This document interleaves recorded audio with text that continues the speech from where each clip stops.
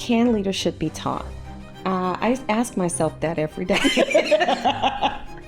I think some of the foundational skills can be taught. We should not be leaders. Weak people. Okay. You can't be weak. Okay. Leadership is not for the weak. You are confronting issues all day. It's a lot of confrontation. It's a lot of assessing. It's a lot of movement. It's a lot of decision making. So your mentality has to be strong because everybody's not going to be happy with the decisions that you make. I need to be careful with my words. What do you see the differences in leadership from a woman's perspective versus a man? Ooh, that's a great question. I get frustrated a lot with this. Leadership is really, to me, it's about having a vision, influence, knowing what it is that you bring that people want to follow. You are so responsible to the vision that you ensure that anything that is not tying to that Absolutely. is being removed or being shifted or, expanded upon because you're tied to vision. I always say great coaches ask good questions. Okay. It's a lot of critical thinking. I like to leave my clients with thought, homework. So then you're gonna see it, right? And you see can't. And you cannot hide character. You can't. Not for so long. You can't. Not for so long. I don't frustrate easy. It's not easy to run me away. So I'll keep pushing until the leader decides, let's have a real conversation.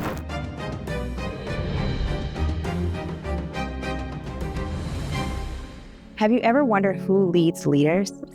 Some people talk about leadership like it's some type of theory, but my guest today has experienced leadership on a level that most people never experience. She's in all the rooms. She is living proof that leadership under pressure isn't just about confidence. It's about precision, process, and care. And I'm so excited to have this discussion with Alicia Granville, the leadership coach. So I'm extremely excited to have this conversation. We've got to get straight into this. Okay. So Alicia. Yes. I'm super intrigued on anytime I hear someone is coaching leaders, right? And this idea of what leaders are and how they're forged and how they're honed in on. So first though, I want to take it back to who Alicia was a little girl. Mm-hmm. Like, how did we even get here from little Alicia? Oh, that's a great question. How fun. I think naturally my family would say I'm bossy. Of course, because that's what all us girls are, right? Right. So, but I would say very, very early, I think I faced a lot of challenges as little Alicia, and I decided early that I wanted to be in charge. I'm a little sister, and I also had a very strong personality, big sister, that didn't let me do a lot of things. And I noticed early that I had an opinion too, and I can make some changes in the home, and I have a voice. And I think that may have cultivated this. I really felt like my big sister suppressed me. Like she literally, she told me everything to do. Yeah. So I got a lot of leadership training from her. And then raw. And then I decided, I think I want to be bossy too. Yeah. Like her. I needed to stand up for myself a little bit more. So I think that kind of where it all started. Yeah. I attribute this to my sister. Yes. And your mom, was she a very my mom, I would say, again, a household of just structure. Okay. My mom was very confident, knew who she was. She instilled a lot of confidence in us early. Okay. We had expectations in the home of how we dressed, how we spoke, how we did things. There were clear expectations. So I grew up in that kind of environment. Okay. And where did we grow up? In Birmingham. Oh, fun. Yes, but I was partly raised, parents of divorce. My dad is from Los Angeles. So I had a very fun upbringing. Again, needed to be very confident and strong, and two parents living on two different coasts. Mm-hmm. My mom is from Alabama, born and raised, and my dad's from Los Angeles. And they got along well, but I was a joint custody child. Yeah. I had to fly to my dad every summer. Oh, wow. So imagine at 5 years old, then you had this thing around your neck, and they just sit you in front of the plane, and you fly 5 hours. So I had to become very strong, and I learned how to be independent, very astute about my surroundings, because I'm flying with no supervision to meet my dad. So I had I think I had a lot of things to help cultivate my inner strength in knowing early. And so it's interesting you said that cultivating independence young. I think that's something that a lot of people are saying, like our young people are not having to experience at a young age. Whereas, you know, if you were that kid that had to, you could play outside all day and then just come home when the street lights are on. And now no one will let their kid out of their sight, right? So I feel like that definitely starts to forge some things, at least from our perspective. And then you hear you're flying on your own. Like, flying on my own. That, I mean, you know, and I remember, you know, kind of understanding this idea as I got older. It's like, hey, you know, these little ones have it very different than us, you know, and so it's forging some new people, which really we're gonna go into because I know you have to oversee all of them. So. Yes, it's definitely different. But thinking about it, like, wow, this is a long flight too. It is. It is not an easy flight, especially for 5-year-olds. So now we walk in, okay, so we've got a little bit of little Alicia. Little Alicia's a little scrappy, it sounds like, right? And so we move into now, we're going into like your older years. Like, let's get into those and how what we were deciding, you know, like what made you go into the field initially? You went into all the things. Yeah, so I think early on, I began to align myself with different things, especially in elementary school. I would seek out opportunities. I consider myself being very nosy or curious early. I needed to know all the things. So if there was a new team I wanted to be on it. I would listen in. I was kind of like the teacher's pet too. I would like to be friends with the teachers. Yeah. I needed to know all the things that were going on because I wanted to decide where I was wanting to plant my feet or what part of this that I wanted to be, you know, where did I want to be a part of or who did I want to be a part of, what group and friends. So I was very intentional early about those things. The profession was kind of introduced. I became a nurse. I am a nurse by trade, but my dad kind of forced me to do it. I didn't want to be a nurse. I was going to be an engineer. So again, opportunities presented itself. I said, okay, I'm going to go and do this engineering job because in my mind, I'm very structured in the way I think. So engineering made sense. And then I realized that I liked people and I didn't want to be in the office all day. And so then I kind of came into this profession, which gave me the access to people that I liked. And then it also was challenging. I needed something hard. So I think that this worked out. School was very challenging. And I said, okay, this may be a good fit for me. People and hard work is kind of where innately I like. And so with this, you know, and I mean, first of all, thank you. We always need to say thank you when we talk to a nurse of any sort. I think when you think about that, you guys have to do a lot of very quick decision making when it counts, right? Like you're holding literal lives in your hands. And where if you are not doing something systematically, you know, it can cost someone their life, right? Absolutely. And so let's move through that. So let's say, okay, we now know you've gotten into nursing. You're doing that early years. What did that look like, first of all, like those early years of nursing, and like what was that? Was it Wild Wild West? Like where are we? Okay. Very much so.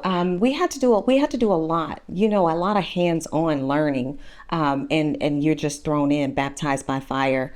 So it challenged me in a lot of ways to critically think. That was one term that we used a lot, critical thinking, because we needed to think outside of the box. Human anatomy and people aren't just black and white. There's a lot of gray when it comes to practicing science. So I really needed to make sure that I was flexible in my thinking and really critically thinking with my teams on how we're going to care for people.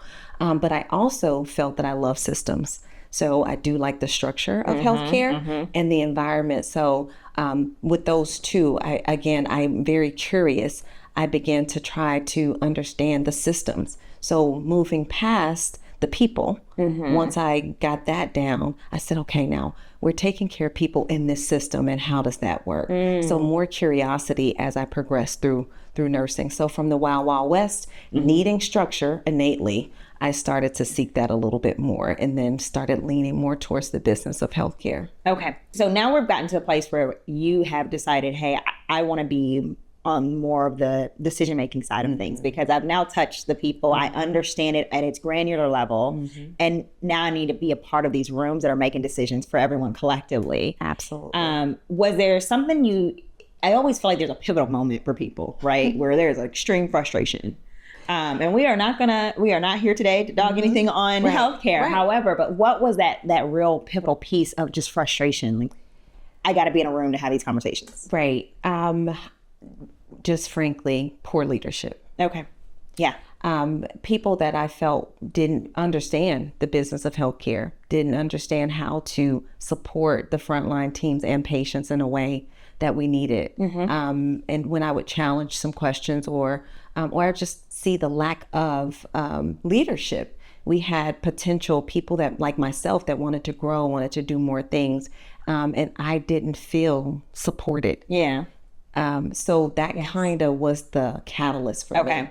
And I had also had some good leaders, so I knew it could be done. There was not consistency. And I felt in this type of profession, we need to have a little bit more consistency with the people we're putting in charge. So I guess this brings me to this grand question of what is leadership to you? I mean, we've talked about it kind of offset, but what really is leadership at its crux, or what are the things that make up leadership? I love this question. Leadership is really, to me, it's about having a vision, influence, knowing what it is that you bring that people want to follow, but having a way of doing it. I don't think it's just one thing. I think there's a lot of characteristics that go into what makes a great leader. And I think it varies across the board, but I think there are some certain things, strength, to lead others. Yeah. Vision has to be in place. Absolutely. You got to have some strategy. You got to understand where you're going to take people. If people are following you, you got to know where you're going and how we're going to get there. I think that's really important. I think leadership also gets interchanged too frequently with management, or doesn't get it. We have managers and we call them leaders. Well, we use the word leadership a little too loosely. Let me just say that. Okay. So what does that mean? Walk me through this. So we say when a person gets a certain title or job position, they're a leader. I don't think it necessarily comes like that. Sometimes I think we need to focus on management a little bit first. Okay. Because that is some of those foundational pieces that I feel are necessary, especially when it's role specific. Correct. So yes, you can be a leader, a CEO, have a different type of skill set that's needed for that. But I think we often jump to the leadership title when we've skipped a lot of the foundational pieces. So I think what I'm hearing too is that for you, leadership is a skill set. It's not a title. And so what you're saying is oftentimes people are getting the title leadership with none of the skills. Yes. And so what are these defining skills then that you think, and then can they be taught? Are they forged? Or like, what does that look like? Because I know that's a whole nother piece. That is another piece. Can leadership be taught? I ask myself that every day. I think some of the foundational skills can be taught. Okay. But innately, again, leaders have to be confrontational too. That's a big part of leadership, I feel. Another skill when we're talking about what are some of those basic skills to be a leader. Confrontation. And naturally, a lot of people may be of conflict avoidance. And that doesn't mean that you're a bad leader, but that definitely is a skill that required. It's required. Yeah. And if you can't do conflict, then what are we doing? And it's funny because you say that, and I think one of the things that is really critical when you say that conflict piece and being able, but it ties back into what you said earlier is about vision. So what it means is you are so responsible to the vision that you ensure that anything that is not tying to that is being removed or being shifted or, expanded upon because you're tied to vision. And I think if, to your point, it seems like that skill can be tough. It's the part of maybe knowing where you need to be, but making the necessary decisions. And, does that come from inner strength? Where does that come from?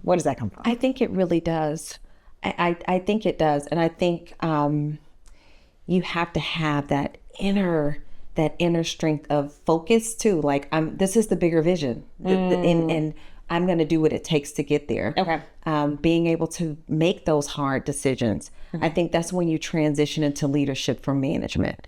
It's definitely not the same. Yeah. Just like that. Well, and so let's go through this. So now we know you're now, at this point now, you're coaching leaders. I am. And first of all, I'd like to ask, are there different types of leaders? Oh, yes. Okay. There's a lot of leadership styles. Okay. I like to assess. That's one of the first things I like to do when I meet a new leader. I try to see what their personality type. I love a good personality test because it's self-awareness. Sometimes we don't know ourselves. And we've gotten to a room and we're like, oh, how did I get here? Or I'm here. So I think a good self-awareness piece first, a good little assessment that I do. But then I also I have a quiz that I give that shows what kind of leadership style, because there are a lot of different styles. So there are. Okay. There are a lot of styles. What are some of the big ones that you see? I would say I'm personally a transformational leader. Okay. So what I like to do is transform people. So when you say, can leaders be taught? That's my goal. I like to see if I can teach leadership by giving you some of the tools that are necessary. There's servant leadership. These are people that like to get their hands dirty. Okay. They want to be right there along the team and do all the things with their team. Okay. There's an autocratic style. I tell you what to do. I think that's what we all grew up with. That's my leadership style. Yes. I don't recommend that style. Yeah. There's also democratic style where you're like getting the voice of the team. Why are you shaking your head? I don't think I identify with that style. Buy-in, really? No. There's buy-in. Yes, so they have a voice, they get to vote, that kind of style leadership. There's laissez-faire. There's the people that are just whatever you want to do. Is that leadership? No, are we calling those people leaders? But these are different styles. Okay. Because you have leaders that are in roles that are reflecting all of those. So you have laissez-faire that are here and they're just not. So are we, I guess, in your space, it sounds like you do try to get to know people, but I guess the next piece though of this is, are we then, because it sounds like you separated title of leadership and then what leadership really is and the skills that are required. So are you then trying to forge people or help them kind of hone into what true leadership is, or if there's a new defining space for it? Like, because, you mentioned, some of these other leadership styles and it sounds like there's just a person that is like that and that it's, fortunately or unfortunately over people. Yeah. Right. And so is there, though, a correct way to lead, in your opinion? Is there a way to kind of move? Well, that's a great question. And I think it's multifaceted or multi-layered, right? I do coach leaders that do have specific roles. I haven't had a person that says, I want to be a leader. Coach me. Yes. So I do create the programs that are specific for the job or the expectations. Okay. And then their own personal goals. Because I do feel like if you're in this role, however you landed there, were you an accidental leader? Some people are. Whatever your reason was, marrying those two, like, let's see innately what you have by doing those self-assessments, identifying what style you have, and then applying that and saying, where are we going to be successful in this specific role? And then what are those personal goals? Then we can build those skills to help you get there. Does that make sense? It does. And I think, I'm guessing too, when we said the big fun word of vision, I'm guessing there are definitely certain outcomes that you have to identify very early with them, or identifying, hey, what are you working towards? Yes. What are the outcomes that you're looking for? Right. Because I'm guessing that then tells you where we have to work. And do you do observations with them? Absolutely. Okay. I do observe them, and it's very outcome based. I'm an outcome based, and then I get hired to meet. Hey, we need this leader to meet these outcomes. Okay. I need you to help get these leaders to this place. Sometimes I'm hired by the company, and then people for their own personal individual growth. There is a goal that we're trying to achieve and outcomes that need to be met. So yes, I do look at those things and say, here's where we need to focus to help you meet these outcomes. But it's not just one note. Because if I'm developing a leader, I need to develop them in the foundational pieces, really see where the weaknesses are, and where their opportunities are and where their strengths are. Because I want people to know where their strengths and why they got here, help them understand that a little bit better, and then build on that as much as we can. Who should not be leaders? Weak people. Okay. You can't be weak. Okay. Leadership is not for the weak. You are confronting issues all day. It's a lot of confrontation. It's a lot of assessing. It's a lot of movement. It's a lot of decision making. So your mentality has to be strong, because everybody's not going to be happy with the decisions that you make. It's disruptive sometimes to people's innate being. You're forcing processes on folks, and you know the outcome, you know the vision. So then you're trying to get them on board. It is not for the weak. So people that don't have the personality of resilience, that inner strength that is, I trust me, I know where we're going.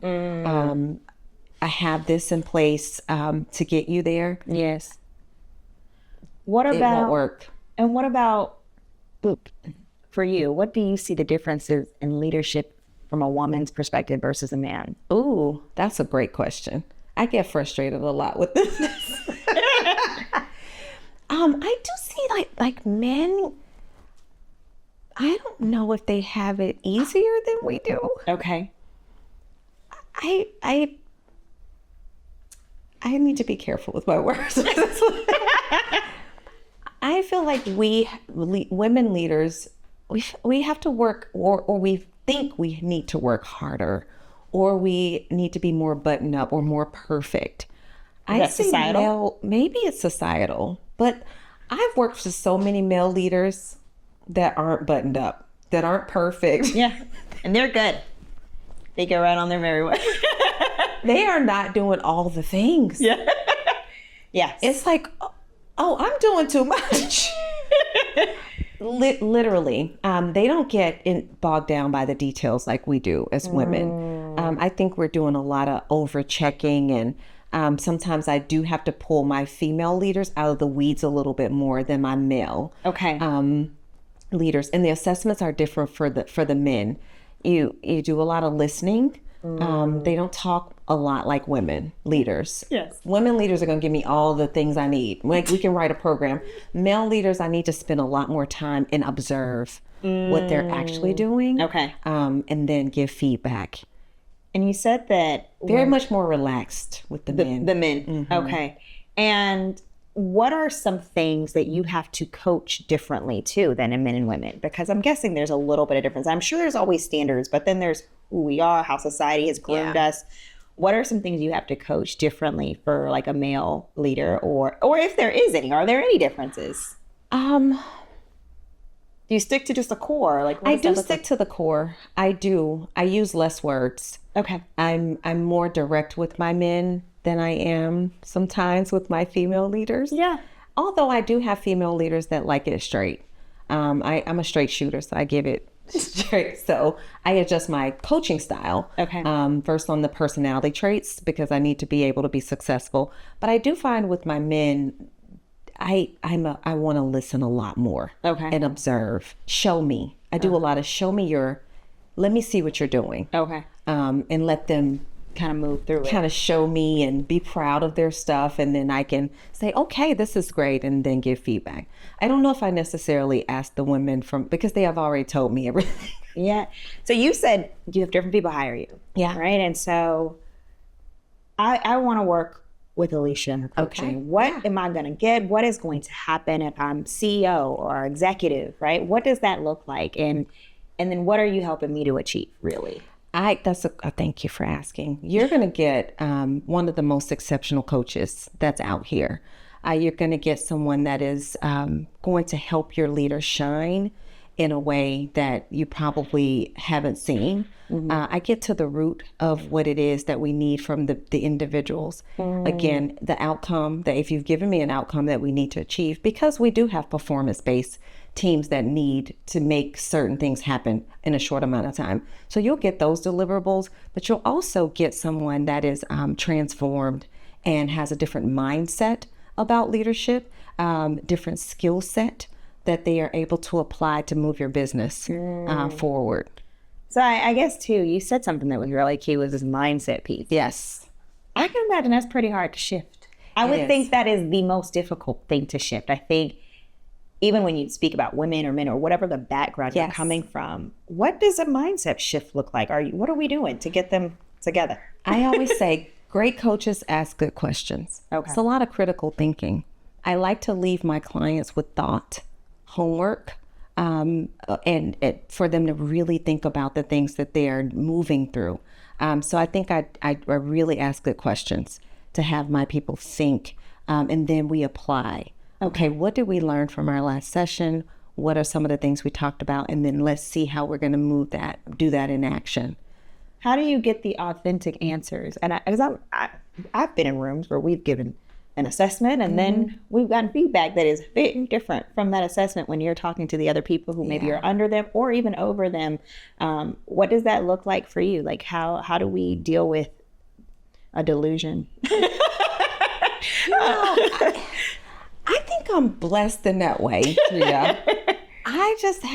I'm a people person. I just know. I say, I be knowing. I can see straight through the crap. Yeah. I mean, and you call it out? I will call it out, but in a way, a gentle way. Right. It's according to, I don't know, I have a good way of assessing people. I've been successful in that. I think it's something natural.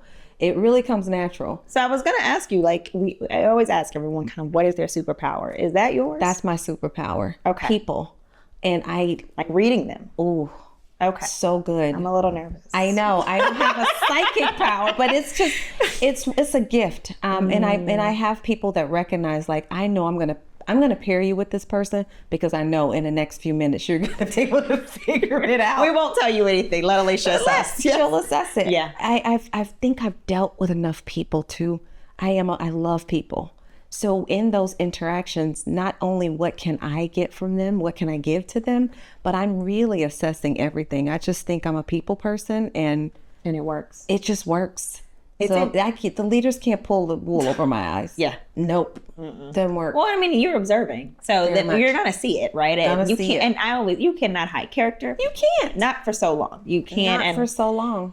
And so, and I also think about this, you mentioned that just in general about like pulling things out and this being kind of your superpower, but in the long term, I mean, are there times where you say, hey, I can't work with this person. This person is uncoachable. What does that look like for you? Like, when do we decide if this leader who, quite frankly, has to lead huge teams? I mean, you've done CEOs, you've done executives, all the things. When do we say this is not going to work? Do you have a boundary? When the leader decides. Okay.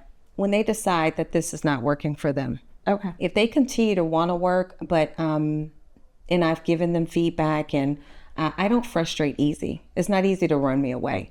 So I'll keep pushing until the leader decides, let's have a real conversation. Is this working for you? And if it's not, then I'm going to remove myself from the situation. But I let them decide. I don't quit easy. I think too, what's funny is I've always said, some of the most incredible people are the people that are behind the scenes shaping the shapers, right? And so you are a shaper, right? Yeah. And you're shaping leaders who then are over, tens, hundreds, thousands of people. So what would you say, is there anything that kind of keeps you up at night? Oh, if what I'm saying in our sessions, in our time together, is it really landing? You leave people and you're curious, like, did that land? Are they going to implement this, this change that we've decided that's going to make a difference? Because you can't control people. Yes. So that kind of leaving that up for option for them to do. Yeah. It keeps me up because I work hard and I'm like, this is what you should be doing. I see the problem. So that I think is the biggest. Are they gonna take the advice or move the way we've decided that is going to be the best? And I guess lastly, it's just about, and this is something that I think is, how do you, from a leadership, how does someone decide they want to be a leader? If they're like, I want to get in leadership roles, and we've already discussed it is not a title. It's not, so. Yeah. What do you say? Okay, what's the first thing people need to work on? And I would imagine, because leadership is so heavy on people, I always say you can have the greatest ideas. I have been personally so frustrated having ideas and vision and nobody is on board. Yeah. And so, you know, we say that word buy-in and influence. I think it's easier to be, you know, the dictator, right?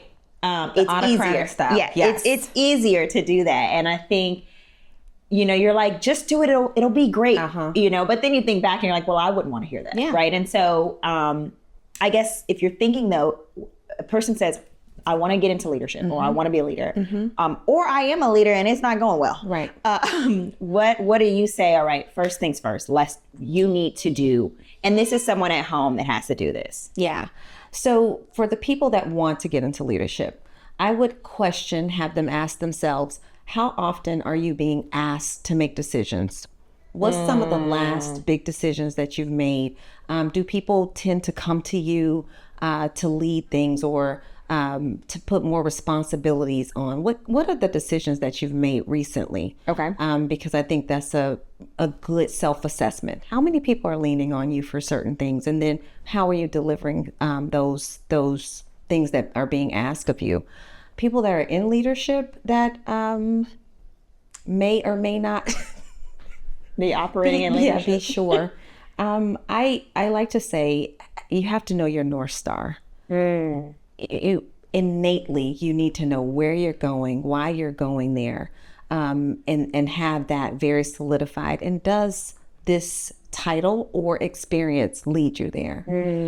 So following your North Star, I think, is really critical, especially in leadership. You know, is this really on the journey where I'm trying to go? And ask yourself that question.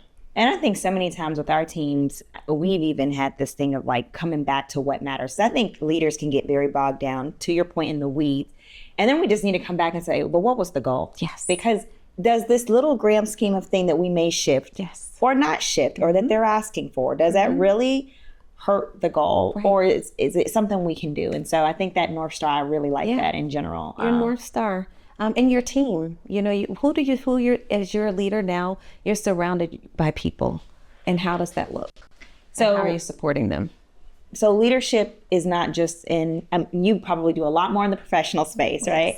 But I always say there's neighborhood leaders, there's parents that are leaders, right? And so the skill that you would say we need to develop, like starting out or continue to hone in on is... Oh, that's a good one.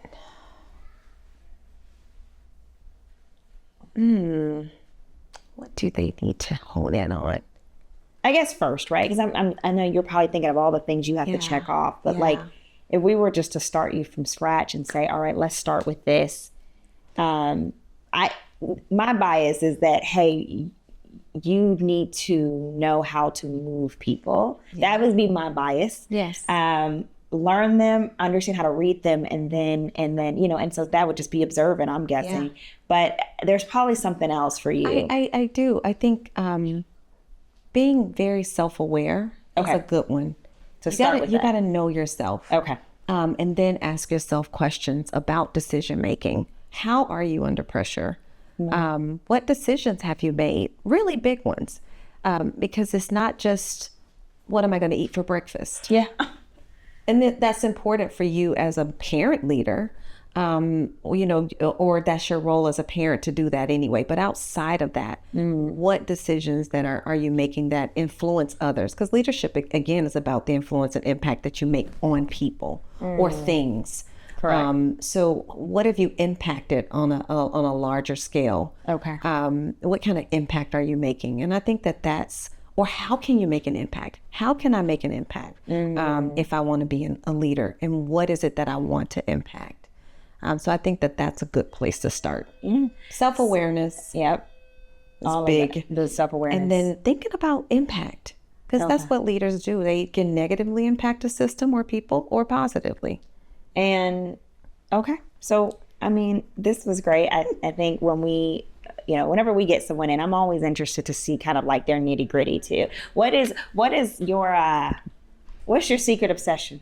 Ooh, secret obsession. Working out now. Okay. So we got that. You got to be a leader to your body, right? Lead yourself, lead your I mind. love the gym. Okay. It's kind of obsessive. Yeah. Yeah. Okay. That gets you ready for the day. It gets me ready, period. And I'm in there like, I need to be stronger. Because then again, I'm leading leaders and Mentally coaching getting leaders. there I got to mentally be able to do the hard things. Yeah. To be able to make an impact. Yes, it's cool. Well, it was really great. Meet with you and sit with you and get all these nuggets. And until next time. Well, thank you. All right.